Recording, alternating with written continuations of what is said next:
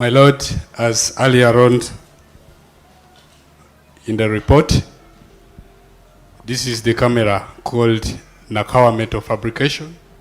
It captured that motor vehicle being driven towards Lugogo. Point to us. It clearly has an arrow. It moves with that red arrow. Okay. So it identifies the vehicle from other motor vehicles, my Lord. So I have left out the point of Kisasi because it clearly shows the registration number plate, which I was advised not to show out here. So that's why I have come to the next camera, that is Nakawa Metal Fabrication, and it shows clearly the motor vehicle being driven towards Lugogo. That is the metal. Mukatambyako emotoka yali evugibwa kuliko akasale ku motoka suspect eyo gye yalimu ng'era ali ekwatibwa kamera zaabwe ku Nakawa Metal Fabrications yali evugibwa ng'edda mu bitundu by'e Lugogo. My Lord, that is now the motor vehicle at Lugogo Rugby proceeding towards New Vision traffic lights. Yali etuuse e Lugogo ng'edda paka ku New Vision ku bitaala. As you can see there, my Lord, the vehicle proceeds towards Electoral Commission. Ng'ali egenda mu bitundu by'e Electoral Commission. From Electoral Commission, it comes to Daily Monitor Junction. Awo ng'etuuse ku junction ya Daily Monitor. It proceeds now towards Chibuli. Ng'egenda mu bitundu by'e Chibuli.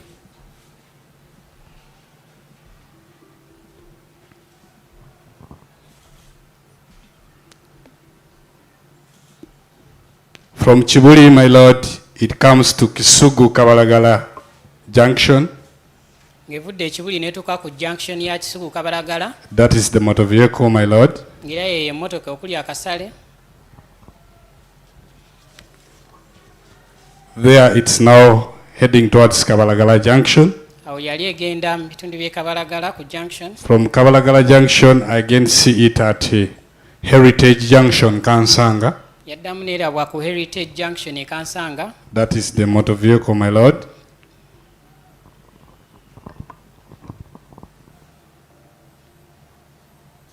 Proceeding now towards Chitalanga Kati awo yali egenda Junction. ng'egenda ku Kitalanga ku junction. That is the motor vehicle, my Lord, now at Bunga Market. Ye emmotoka ng'etuuse katale k'ebbunga.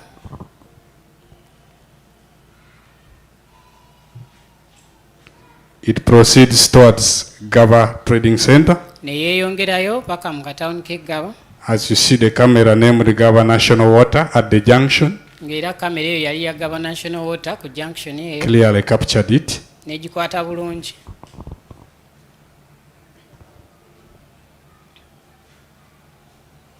That is the motor vehicle, my Lord. The next camera from National Water is Gaba Trading Center. And that is that junction as you're coming towards the scene, my Lord. Kamera endala eyamukwata era yali ya Gaba Trading Center. The direction is facing is the direction of the scene, my Lord. Ng'emmotoka gye yali etunudde yali agenda eyo wali wakola ebikolwa ebyo. My Lord, one of the features that I identified earlier on in the report is the back hind tire, the spare tire, as you see. Ng'era bye yali yazula ku mmotoka eyo yali erina spare tire emabega. My Lord, from there, the next camera that sees this motor vehicle is a private camera at Renewal Circle. Eyo kamera yali ya bwannannyini eya Renewal Circle neera nayo n'ekwata emmotoka eyo. The activities I earlier on took you through are all clearly seen here, my Lord. Ng'era byonna bye yatuusizza mu bujulizi bwe byonna biraba mu katambyako. Can you rewind a bit to see how it comes to renewal?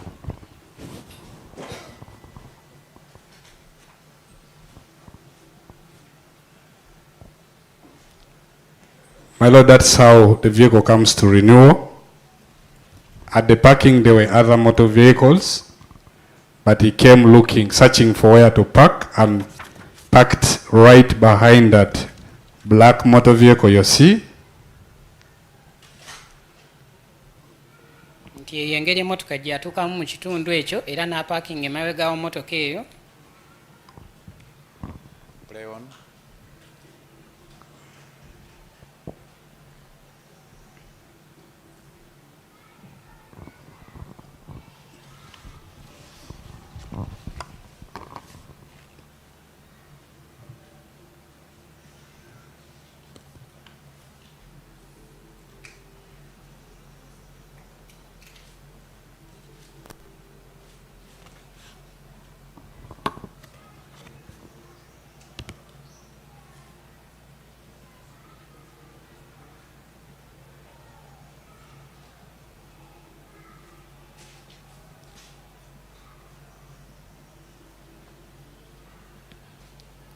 My Lord, that is how the suspect disembarked from the motor vehicle. Nga yengeri suspect gye yava mu mmotoka eyo.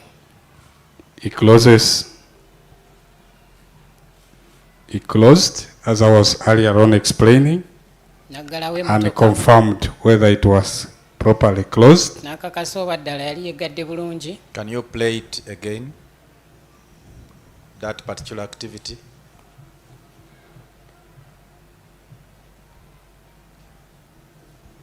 Is that okay? Thank you, my Lord. So he therefore now walks towards the scene. Awo n'amala n'atambula paka ali ku siini oba we yatemulira abaana.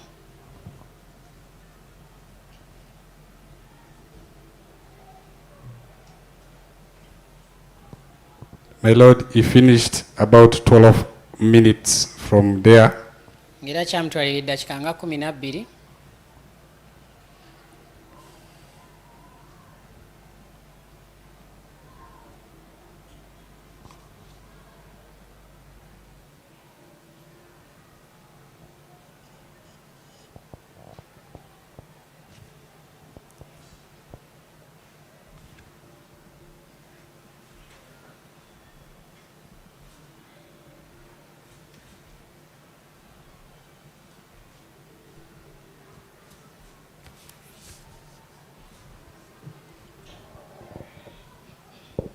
I think you can forward it to when he returns. That's what I'm trying to do, my Lord.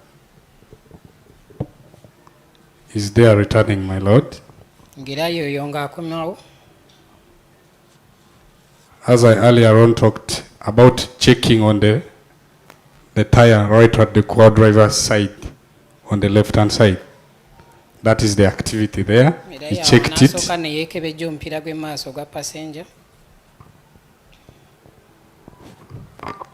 After checking, he got into the same motor vehicle.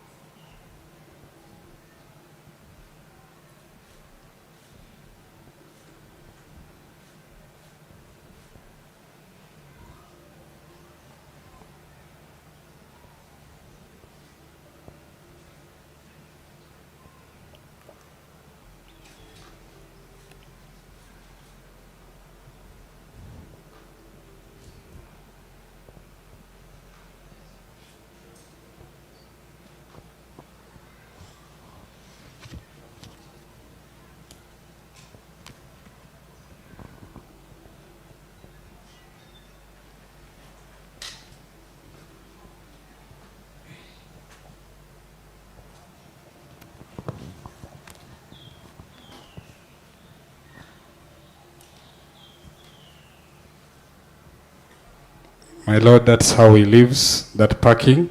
You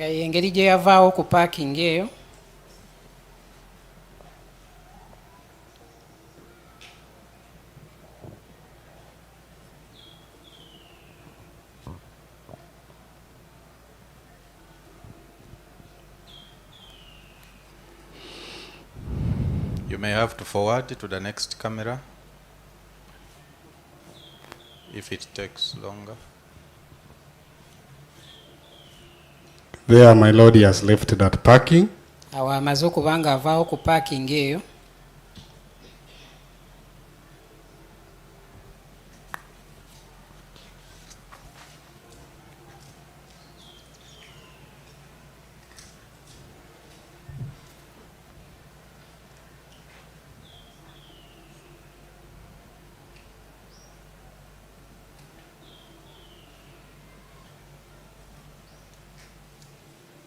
From that parking, my Lord, the next camera is Gaba Trading Center.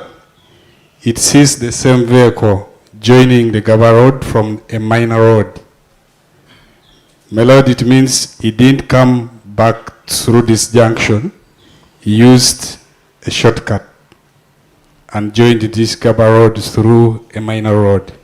Nti kamera zaabwe eza Gaba Trading Center tezamulaba nga akomawo wabula yakozesa kapanya. That is the vehicle there, as you see, my Lord. Then it proceeds now to the same route used now here. awo nekoyesera ekkubo erimu lye yabadde The akozesezza camera of Gaba National Water nga ye kamera ya Gaba National Water proceeds to Bunga Market. ng'egenda ku katale k'ebbunga. As you may see, that is Oryx on your left.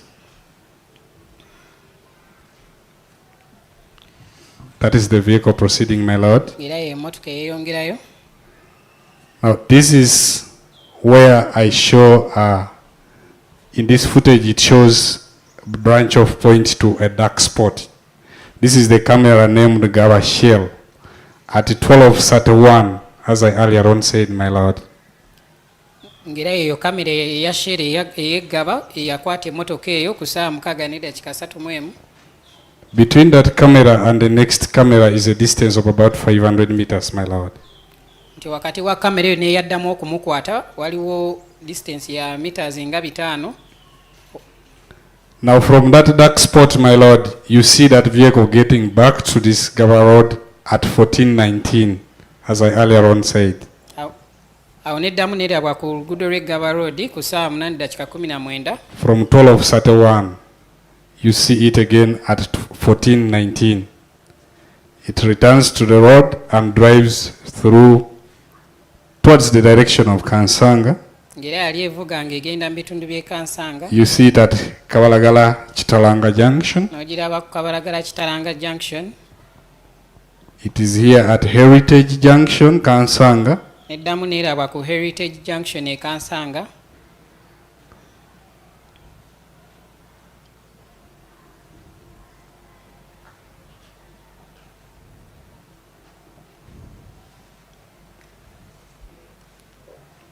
From Heritage it comes to, this is Kabalagala Junction, as you may see, my lord. Junction ye Kabalagala nga emulaba. As it's proceeding now towards Arena Mall. Awo ng'ali egenda paka ku Arena Mall. That is the vehicle now at Sharing, Sambia Sharing. Awo ye emmotoka ng'etuuse Nsambya ku Sharing. And that is the vehicle at Arena Mall. Kati nga ye emmotoka Traffic ng'etuuse ku lights. Arena Mall ku bitaala. It takes the direction of Mukwano Road N'ekwata oluguudo oludda ku Mukwano Road. and arrives here at Electoral Commission, my lord. Awo ng'etuuse ku Electoral Commission. From Electoral Commission, Shell Ginger Road is right here, my lord. Awo Shell Ginger Road eri awo wali So mulaga. the vehicle branched to Shell Ginger Road, Era emmotoka n'eweta awo ku mafuta ga Shell Ginger Road. maybe also known as Kitgum House. Era ng'ewayitibwa era nga Kitugumu House.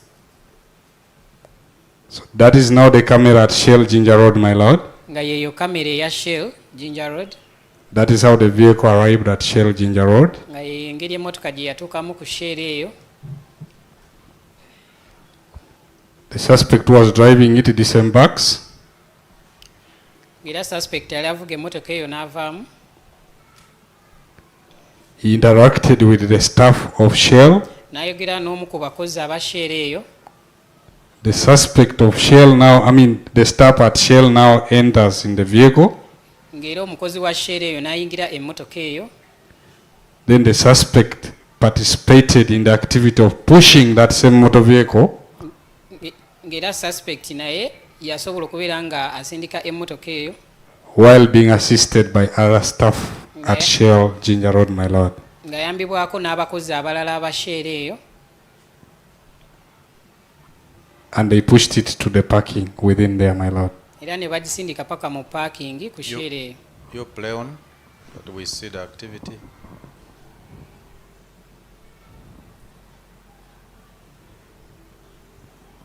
That is the suspect you're seeing, my lord. Yoyo suspect gwe mulaba.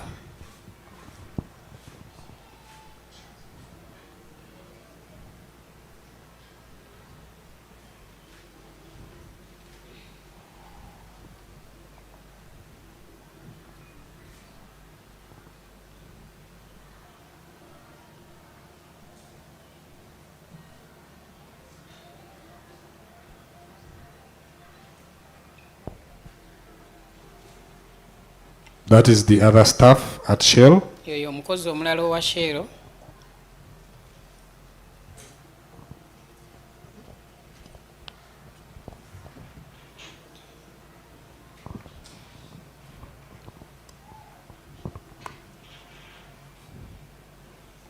Another staff joined. Omukozi omulala n'abeegattako.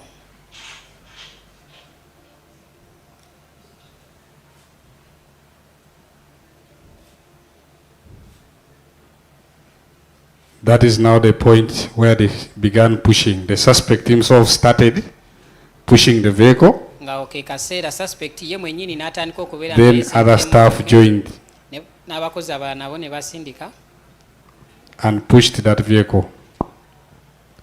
My Lord, from there, that is where the activity of fast ends. We come to the second day of April. kati nga tugenze katambyako olunaku olwaddirira olunaku z'omwezi nga bbiri This is the camera named Gaba Kauku Junction. nga yeya kamera eyeggaba kawuku ku junction. It shows this suspect emerging from the Nanjala Road somewhere here, my Lord. Ng'eraga suspect oyo ng'ava ku luguudo lwa Nanjala While on a motorcycle, my Lord. ng'ali ku piki.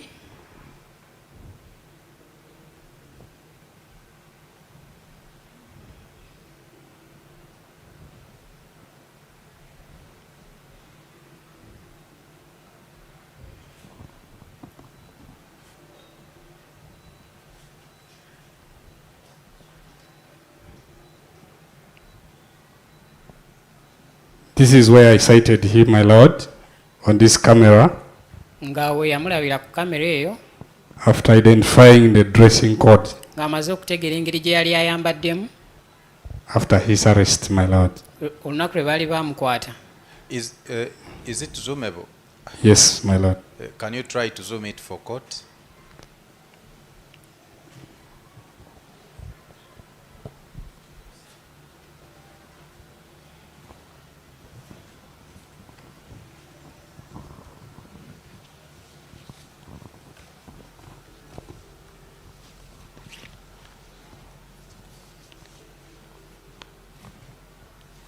So at that point, my Lord, you see the suspect with the back bag,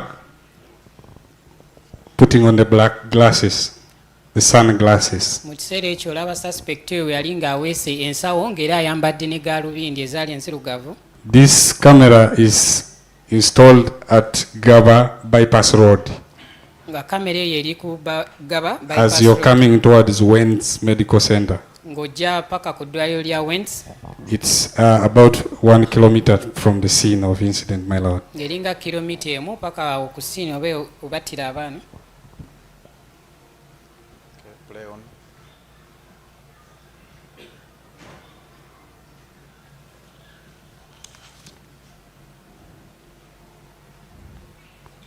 That is the opposite camera now showing the suspect on a border heading towards the scene, my Lord. Eyo kamera ng'era eraga suspect ng'agenda ku siini kwennyini.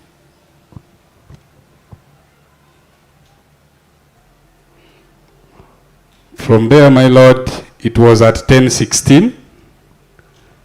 The next activity you see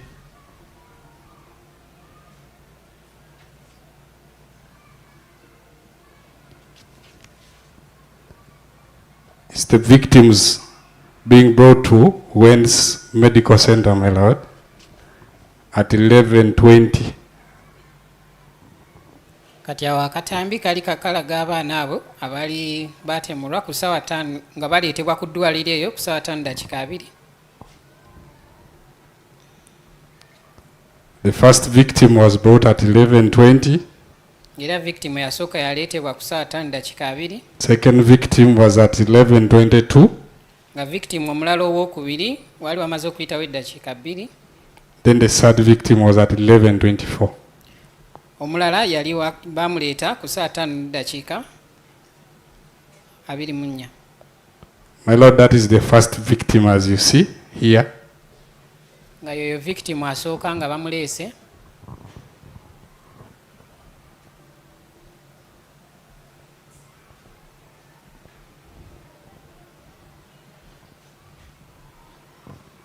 Was rushed to the emergency room.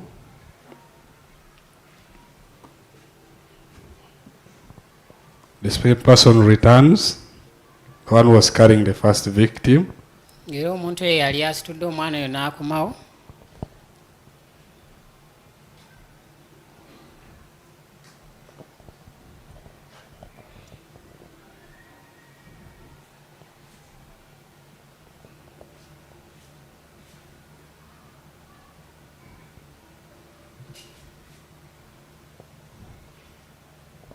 At 11:22, my lord, that is the second victim.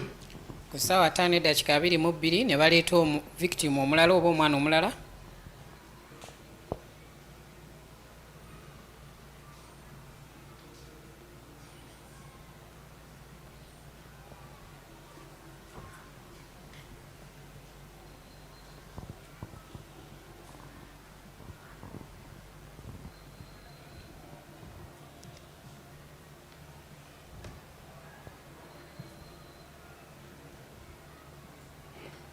That is the third victim now being brought at 11:24.